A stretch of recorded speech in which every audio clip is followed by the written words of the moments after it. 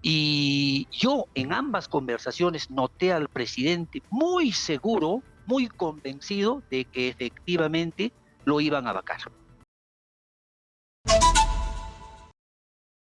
Señor Maraví, muy buenos días. Buenos días también a todos los televidentes, a los Exitosa. oyentes. Efectivamente, el día 6 de diciembre estuve en 2 ocasiones en el interior del Palacio para conversar en ambos casos de manera breve con el presidente. Sucede que yo además ingresé en otros, en meses anteriores, ¿no? Pero cuando uno ingresa a Palacio, a veces se tiene la idea equivocada que desde el momento del ingreso hasta el momento de la salida uno habla con el presidente, y eso es falso, porque yo puedo ingresar a las 4 de la tarde y si salgo a las 7 se cree que he hablado 3 horas. No, en realidad hay una espera al interior y conmigo puede conversar pues 10 minutos, 15 minutos. Esa es la primera aclaración que te hago. Ya, pero la que importa es de qué hablaron, porque la reunión fue el día 6, ¿no es verdad? Y el día 7 el presidente sorprendió al país entero y por lo que dicen sus ministros y su entorno, el señor Mendieta, que es, según todos conocen, la persona más importante en el entorno presidencial, él tampoco sabía. Claro. Ajá, pero antes, Nicolás, permíteme argumentar la validez de mis opiniones en el escenario público nacional. ¿Por qué te digo esto? Porque resulta que mi persona fue interpelada, cuestionada por la prensa de la derecha, de la ultraderecha, muy a pesar que yo demostré que no tenía ninguna sentencia firme, consentida, ni siquiera una investigación en curso, pero para los congresistas de la derecha solo bastó ir a algunos atestados policiales para a partir de ello condenarme por encima del Poder Judicial. Esto te digo ¿por qué? Porque yo soy un ciudadano que tiene todo el derecho y toda la legalidad, ningún impedimento para poder opinar. Sin embargo, fíjate que con el presidente del Congreso actual, el señor William Zapata, que también ha sido al parecer incorporado en un proceso penal, en el caso de, acá lo tengo anotado, en el caso de Ajomarca, Exitosa. para él no se dice nada. Han habido cientos, si no miles, de militares y policías, Nicolás, pero es necesario aclarar esto, porque si no se va a decir por qué habla Iber Maraví. Yo creo que señor Maraví, pero tuvo la oportunidad de aclararlo y no puede usted negar que acá en Exitosa le dimos el espacio para que usted tuviera el derecho a defenderse y a plantear su punto de vista. Pero ahora lo que nos interesa de manera puntual es de qué hablaron Iber Maraví y Pedro Castillo en su reunión del día 6. ¿Hablaron de lo que ocurrió el 7? No exactamente, pero sí en las 2 ocasiones, y por eso fue incluso el motivo de mi retorno. Yo primero ingreso a las 4 y picos de la tarde del día 6. Lo veo tan ocupado al presidente que conmigo habla tan brevemente que en realidad la conversación fue inconclusa, ¿no? Tenía cosas que hacer, había gente que estaba esperando ahí en la sala de espera. Entonces yo vuelvo a las 10 de la noche, 10 y picos aproximadamente, ingreso. En ambos casos conversamos sobre la coyuntura, conversamos sobre lo que iba a pasar al día siguiente en el tema de la vacancia. Y yo en ambas conversaciones noté al presidente muy seguro, muy convencido de que efectivamente lo iban a vacar. Esa es mi lectura, ese es mi testimonio que yo tengo que dar. Y a partir de ello, yo tengo que decir, hay que ponerse en los zapatos del presidente para poder entender. Iber, tenemos que ir a la pausa. Por favor, ténganos paciencia, regresemos inmediatamente después, pero me parece bien importante lo que está diciendo. Pedro Castillo el día 6 estaba seguro que lo vacaban el 7 y a partir de eso estaba viendo qué decisión tomar. Con ese título nos quedamos y volvemos tras la pausa. Estamos en Exitosa Perú, la voz de los que no tienen voz. Estamos conectados con Iber Maraví, exministro de Trabajo y un hombre cercano al expresidente Pedro Castillo, que estuvo con él en el día anterior, en la víspera del intento de golpe de Estado. Y lo que nos acaba de decir antes de la pausa Iber Maraví es que Pedro Castillo estaba seguro de que lo vacaban, pero para vacarlo, Iber, se necesitaban los votos del bloque magisterial. El periodista que entrevista a Betsy Chávez, que es Carlos Portugal, le pregunta a Betsy Chávez en una entrevista que le ha hecho: desde el entorno de Vladimir Cerrón dicen que el bloque magisterial se había sumado a la vacancia, y Betsy Chávez no responde. Ajá. ¿Por qué estaba tan seguro? Es decir, la única forma de que vacaran a Pedro Castillo es de que sectores de la izquierda se sumaran al voto a favor de la vacancia. Él ya estaba seguro que había perdido a sectores que le eran leales hasta el día anterior. Fíjate, en ambas conversaciones que yo tengo el 6, yo le insisto al señor presidente de que en realidad no iban a alcanzar a los 87 votos. Pero si nosotros somos profundos en el análisis, ¿por qué entonces el presidente consideraba que lo iban a vacar? Creo que la respuesta es fácil.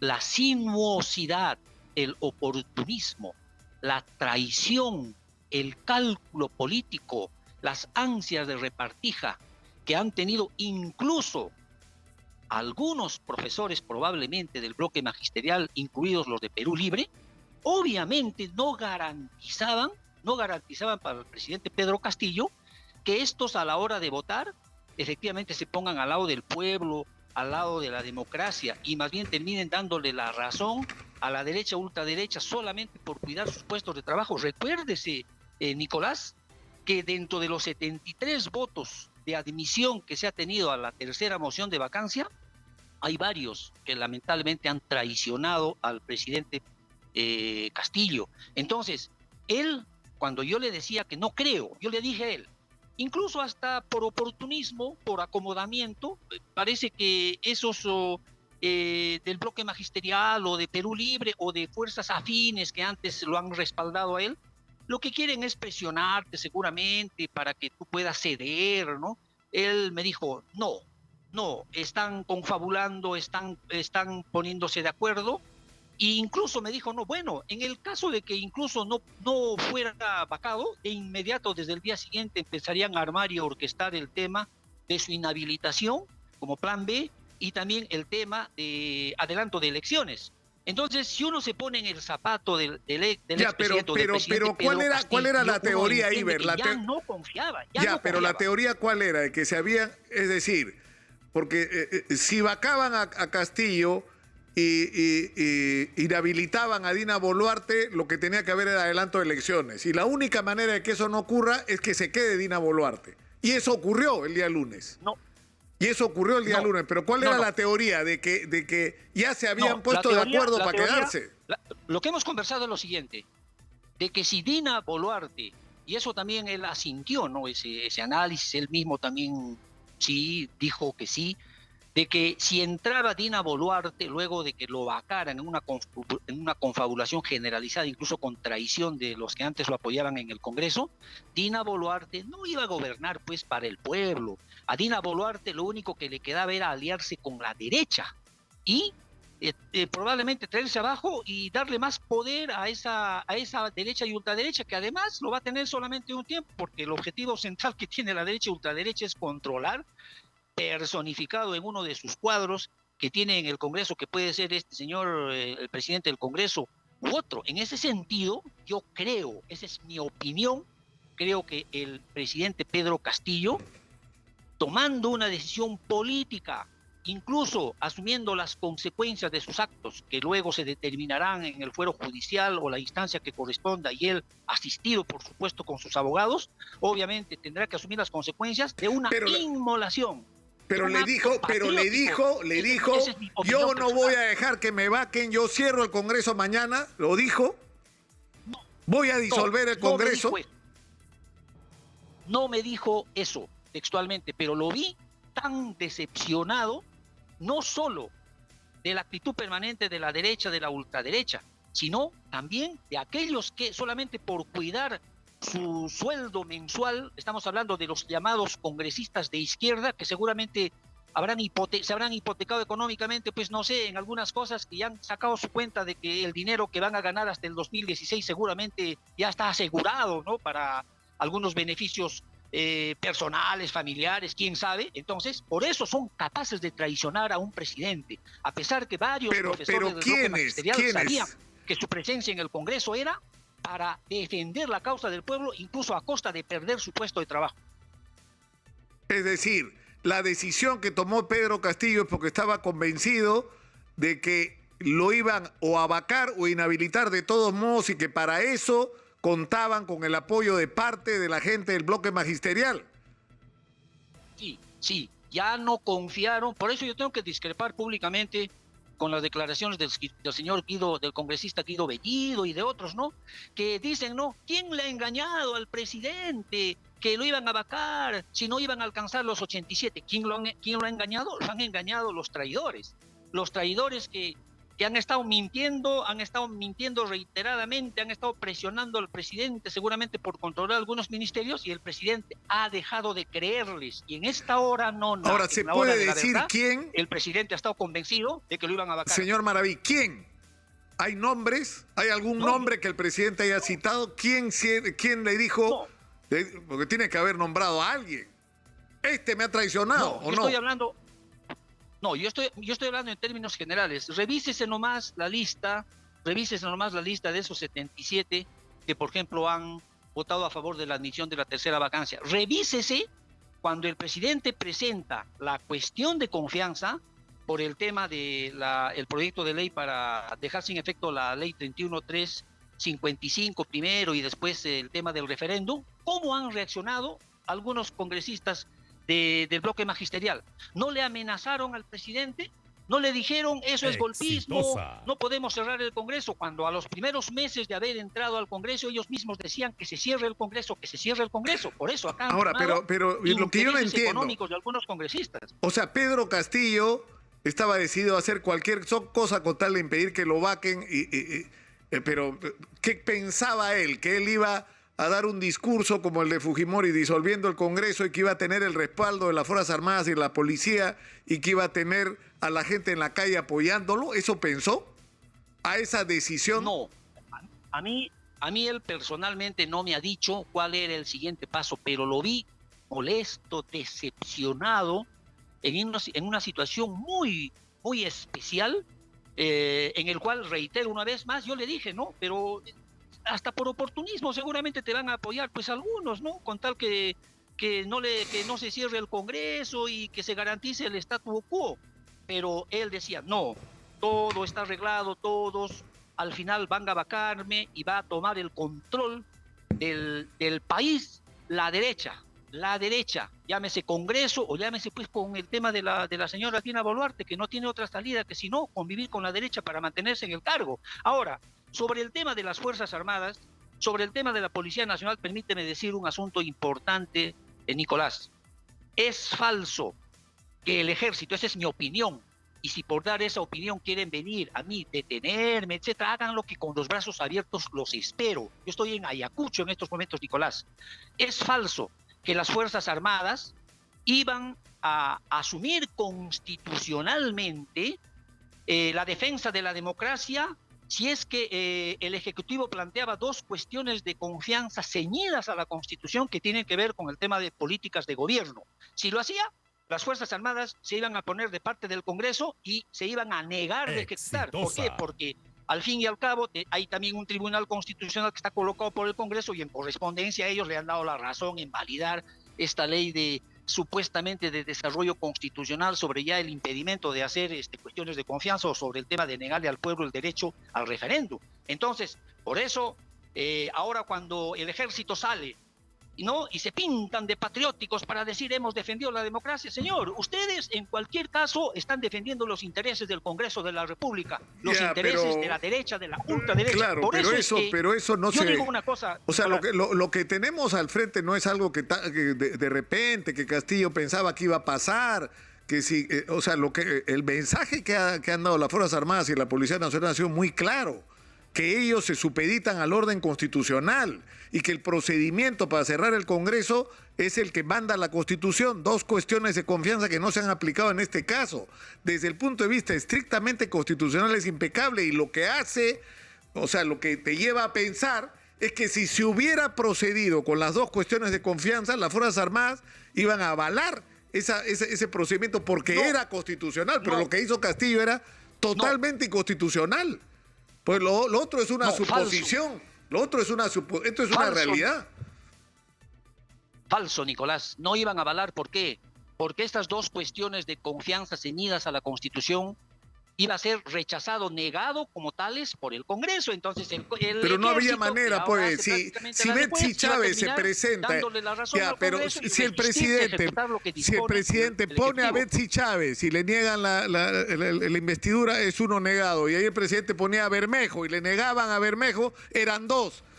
Constitucionalmente estaba habilitado para pasar al Congreso, pero Castillo eligió el camino de Alberto Fujimori en el 92, disolver o pretender disolver el Congreso, porque no tenía el respaldo de las Fuerzas Armadas, que es indispensable para este tipo de medidas, porque no lo tenía y quedó claro el día 7. Ahora, yo insisto en una pregunta, Iber. No es posible, o sea, resulta que Iber Maraví, que estuvo con él, no sabía. El señor Mendieta, que era como el sticker de Pedro Castillo en los últimos meses, no sabía, ¿no? Sus ministros más cercanos no sabían. Nadie sabía en Palacio de Gobierno. Estaban en Palacio de Gobierno en el momento que se estaba redactando ese discurso, en que se estaban haciendo las coordinaciones para la transmisión en televisión y nadie sabía. Es decir, resulta que todos se lavan las manos ahora. O sea, no hay nadie que tenga el coraje de decir, sí, pues yo estaba con Castillo y hice esto. ¿Por qué no lo dicen? ¿Por qué no lo dicen? O sea, ¿por qué nadie tiene el coraje de asumir la responsabilidad de sus actos? No entiendo. Yo creo. Señor Maraví, no entiendo. Yo te reitero, bueno, eso pues las investigaciones ya han tomado conocimiento del Ministerio Público, están citados incluso exministros, en fin, todo eso se aclarará. Incluso se aclarará si hubo o no hubo golpe de Estado, porque la defensa ya se está encargando de demostrar que un mensaje, en este caso hecho por un canal del Estado, no ha sido consumado, y incluso hasta su propia situación de asilo político, pues seguirá un procedimiento, por supuesto, y dada la aceptación de el presidente de México. Pero lo que yo insisto una vez más, poniéndose en los zapatos del presidente, porque el tema es político, Nicolás, la crisis del país trasciende al aspecto legal, incluso trasciende al aspecto constitucional, más aún si esta constitución del 93 es espuria, es de una dictadura. Aquí, hace tiempo la sociedad se ha debido de sentar para aceptar la necesidad de una asamblea constituyente. La derecha... Nicolás, permíteme acabar. Pero o sea, todo ese discurso sobre la Constitución del 93, toda la defensa del profesor Pedro Castillo, porque nosotros le hemos dado espacio de sobra a sus ministros, a sus voceros acá, toda la defensa de Pedro Castillo con respecto a las acusaciones de corrupción ha sido la Constitución del 93. El artículo 117 de la Constitución, porque acá la tengo en la mano. Artículo 117 de la Constitución. Para eso sí valía la Constitución del 93. Cuando la Constitución del 93 dice que si un presidente es descubierto o sospechoso de acto de corrupción, no lo puedes acusar. Entonces, para ahí sí valía la Constitución del 93, para el otro no pues. O sea, el principal escudo para la defensa de Pedro Castillo ha sido la Constitución del 93. Un artículo fallido, mal hecho, que tendría que corregirse, pero que ha sido el escudo durante todos estos meses. Pero con tu misma lógica, pues, Nicolás, entonces, para la derecha... Para la derecha sí hay que aplicar inconstitucionalmente el artículo 117, no dicen que defienden la del 93, que para ellos es la máxima constitución, entonces ¿por qué no la respetan? Ya, pero el problema, Maraví, es que esa discusión ya terminó. Es decir, hay que procesar las modificaciones constitucionales hacia el futuro. El problema es que Pedro Castillo pretendió hacer un golpe de Estado. Y eso, en términos legales, seguramente dirán los especialistas que es una tentativa. Y la tentativa también es un delito que también tiene una pena. Que entiendo, y no soy un especialista, es la mitad de la pena si es que el hecho se consuma. Y la pena podría ser 20 años, entre 10 años puede ir Pedro Castillo y todos sus cómplices por la tentativa de golpe de Estado, que no operó porque las Fuerzas Armadas no obedecieron su instrucción. Y no por otra razón, no porque no fuera su voluntad, su intención, su decisión. Pero en fin, dejémoslo ahí por hoy. En muchos casos... Yo tengo una pregunta. Nadie sabía, no hay un nombre, no hay una persona que diga que estuvo al lado de Pedro Castillo, que participó en la redacción de ese documento que él leyó, que lo acompañó nadie, él estuvo solo, hizo todo solo. Eso se sabrá seguramente, Nicolás. Pero lo que yo quiero terminar mi participación, y por favor te pido que me dejes redondear la idea, es lo siguiente. Acá lo que el pueblo tiene que aplicar es el artículo 45 y 46. El 45 dice que el ejercicio del poder del Estado se hace, ¿no?, con limitaciones y responsabilidades que la Constitución y las leyes establecen. Y el Congreso no lo ha hecho. El Congreso ha hecho lo que le ha dado la gana en la interpretación de la Constitución. El artículo 46 habla que si hay un gobierno usurpador, hay un derecho de insurgencia. Por eso yo digo, sin temor a equivocarme, este es el momento en que el pueblo tiene que aplicar el artículo 46, ejercer su derecho de insurgencia. Pero eso no tiene, pero Iber, eso no tiene pies ni cabeza, pues. No tiene pies ni cabeza. Bueno, o sea, el que ha violado la Constitución. Pero Iber, tú estás diciendo que la Constitución del 93 vale en unos casos, no vale en el otro. O sea, Pedro Castillo ha tratado de hacer un golpe de Estado y ha fracasado. Y lo que se ha aplicado es lo que la Constitución manda en estos casos.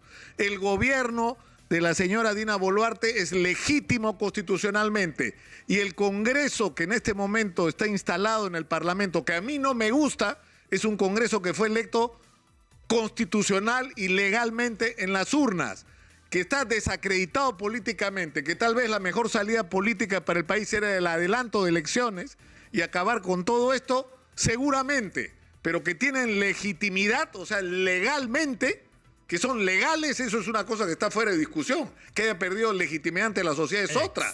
Pero no se puede, pues, en fin. Dejémoslo por ahora ahí, por favor. Iber Maravilla ha estado con nosotros. Muchas gracias por atendernos.